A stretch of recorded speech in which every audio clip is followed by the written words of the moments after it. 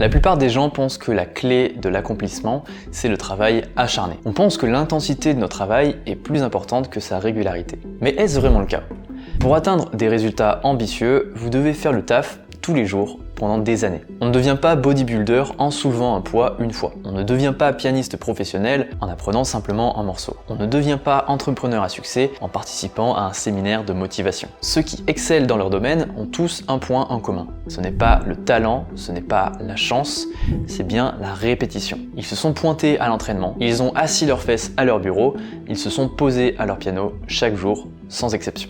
Quand on voit la virtuosité d'un Sofiane Pamart, le groove d'un Robert Glasper, la technique d'une Valentina Lisitsa, on ne voit que la partie émergée de l'iceberg. Et ce que l'on ne voit pas, c'est bien le travail quotidien qui a fini par payer.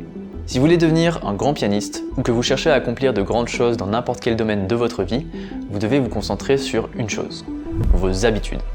Pour vous montrer rapidement le pouvoir de vos habitudes sur votre vie, discutons rapidement de ce schéma.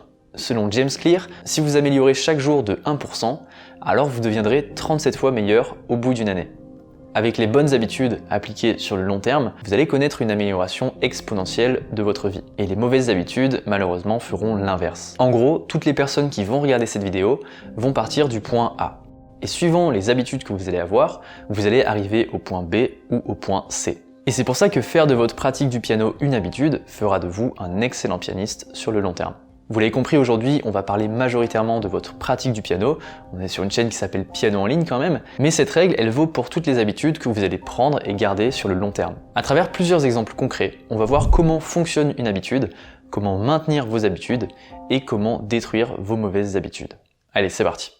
Commençons par la base. D'après le livre Le pouvoir des habitudes, une habitude comprend 3 étapes. Le signal qui va être le déclencheur de l'habitude, le comportement qui est la réponse au signal, c'est-à-dire le moment où on fait l'habitude, et la récompense qui va dire au cerveau ou non si ça vaut le coup de répéter cette boucle. Pour bien comprendre, prenons une habitude que j'adore, manger.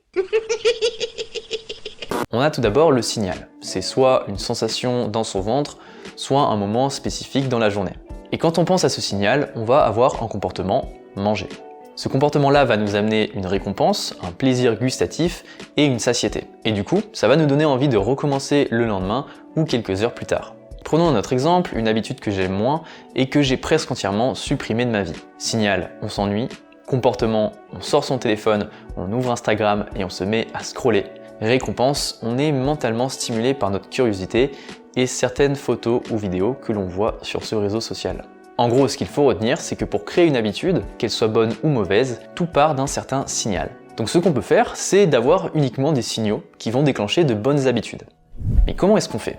Déjà, il faut faire la distinction entre 2 types de signaux, le signal interne et le signal externe. Un signal externe, c'est un signal qui vient de l'extérieur, comme une notification ou une alarme par exemple. Et un signal interne, roulement de tambour, c'est un signal qui vient de l'intérieur, comme une émotion ou un souvenir par exemple. Vous vous en doutez bien, les signaux externes sont plus faciles à gérer que les signaux internes. Donc le but, ça va être de changer notre environnement afin de reprendre le contrôle sur tous ces signaux externes. Prenons un exemple, vous êtes un grand fan de Nutella. J'adore le Nutella, j'en mets toujours 3 couches sur mes tartines quand j'en mange. Dès que vous voyez ce pot, vous ne pouvez pas vous empêcher d'en prendre une cuillère ou 12. Il y a une solution évidente, mais que pas mal de personnes ne mettent pas en place. Ça va tout simplement être de faire en sorte de ne jamais apercevoir de pot de Nutella chez vous, par exemple. Sans pot de Nutella chez vous, vous n'avez pas de signal externe qui se déclenche et vous allez probablement réduire votre consommation de Nutella. Je pourrais en manger toute la journée. A l'inverse, si vous voulez vous mettre à courir tous les jours, rien que le fait de déposer vos habits de sport et vos chaussures de sport à côté de votre lit, eh bien ça va fortement augmenter la probabilité que vous allez avoir le comportement souhaité, c'est-à-dire aller courir.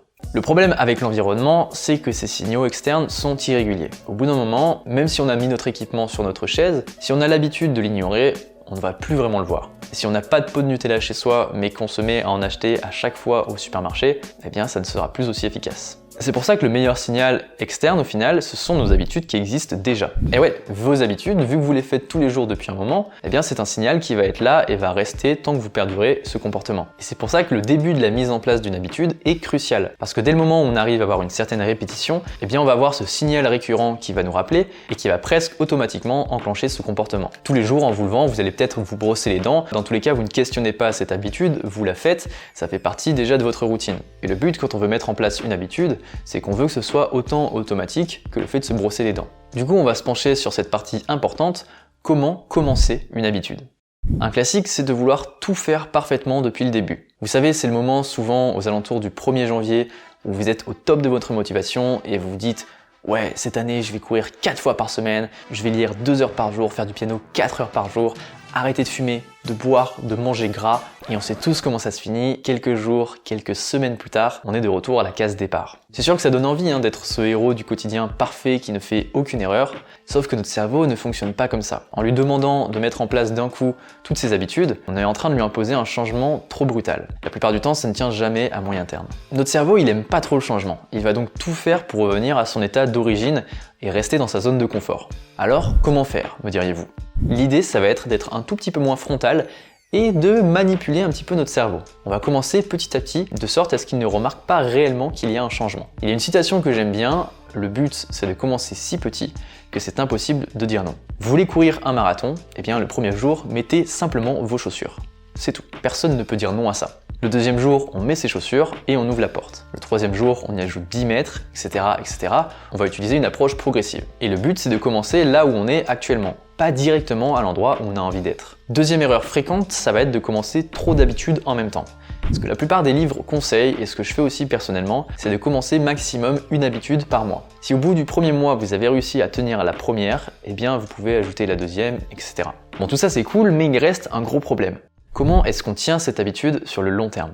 Afin de répondre à cette question, il faut qu'on repasse à l'étape 3 de notre boucle, la récompense. Il y a beaucoup de personnes qui vont recommander de s'octroyer certaines récompenses. Si on va faire du sport, on a le droit à une petite sucrerie. Si on travaille bien la journée, on a le droit d'aller sur Netflix, etc., etc. Selon moi, c'est une erreur car on est en train de se reposer sur une source de motivation externe. Et la science l'a prouvé, la meilleure motivation, c'est la motivation interne. Du coup, vous allez me dire, ok Hugo, mais alors comment est-ce qu'on crée une motivation interne? Eh bien d'après le livre Atomic Habits, la plus grande motivation du cerveau humain, c'est l'identité.